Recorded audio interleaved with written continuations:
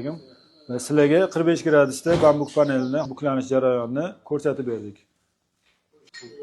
Bambuk panelni yopishtirish jarayoni orqasiga roverda izo ochib olganmiz buklanish uchun. 15 gradusli radiusga shu razmerda 0,5 santimetr oralig'ida izo ochiladi. Bundan maydaroq radiuslarga maydaroq izo ochish kerak. Hozir buni joyiga moslash jarayonini solishtirib ko'ramiz. To'g'ri bo'lsa, keyin kilaylaymiz. Bu ish jarayoni Bektepa eksklyuziv do'konida tajriba uchun ko'rsatib berishga shu yo'nalishda mahsulotni o'rnatib ko'rsatamiz. Kley surish jarayonini ko'rasizlar. Tushirib turing. Bu kley ham eksklyuziv do'konniki.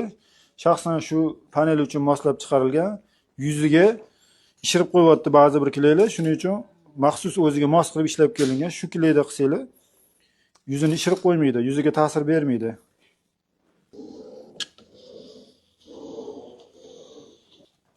Avvallarga surish kerak.